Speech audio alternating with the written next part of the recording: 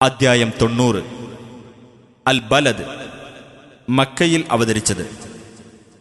അൽ ബലദ് എന്നാൽ ആ രാജ്യം എന്നർത്ഥം. ഒന്നാം വചനത്തിൽ മക്ക രാജ്യത്തിന്റെ പേരിൽ സത്യം ചെയ്തിട്ടുള്ളതാണ് ഈ പേരിന് നിദാനം. ബിസ്മില്ലാഹിർ റഹ്മാനിർ റഹീം. ലാ ഉഖ്സിമു ബിഹാദൽ ബലദ്. ഈ രാജ്യത്തെ അഥവാ മക്കയെക്കൊണ്ട് ഞാൻ സത്യം ചെയ്തു പറയുന്നു.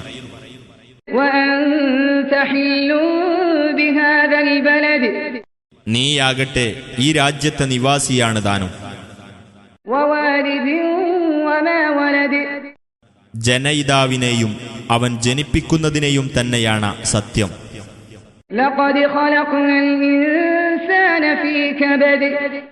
തീർച്ചയായും മനുഷ്യനെ നാം സൃഷ്ടിച്ചിട്ടുള്ളത് ക്ലേശം സഹിക്കേണ്ട നിലയിലാകുന്നു.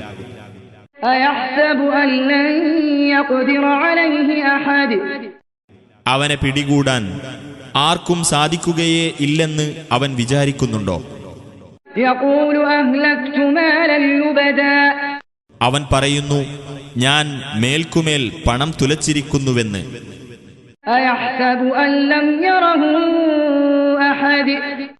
അവൻ വിചാരിക്കുന്നുണ്ടോ അവനെ ആരും കണ്ടിട്ടില്ലെന്ന്?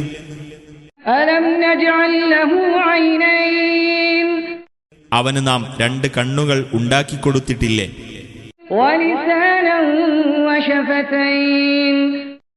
ഒരു നാവും 2 ചുണ്ടുകളും.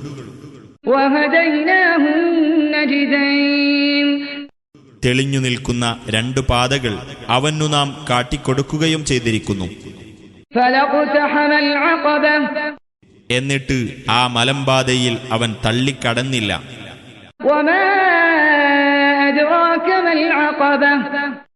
ആ മലമ്പാത എന്താണെന്ന് നിനക്കറിയാമോ? ഒരു അടിമയെ മോചിപ്പിക്കുക,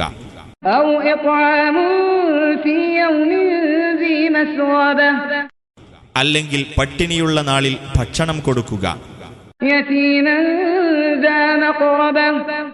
കുടുംബബന്ധമുള്ള അനാഥയ്ക്ക്, അല്ലെങ്കിൽ കടുത്ത ദാരിദ്ര്യമുള്ള സാധുവിന്.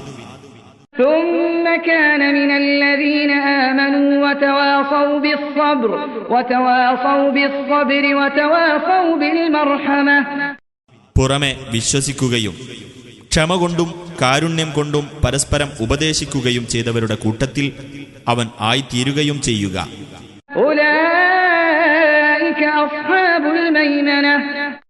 അങ്ങനെ ചെയ്യുന്നവരത്രേ വലതുപക്ഷക്കാർ.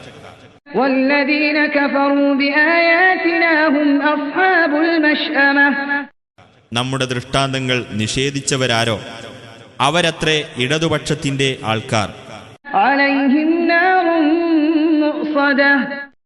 അവരുടെ മേൽ അടച്ചുമൂടിയ നരകാഗ്നിയുണ്ട്.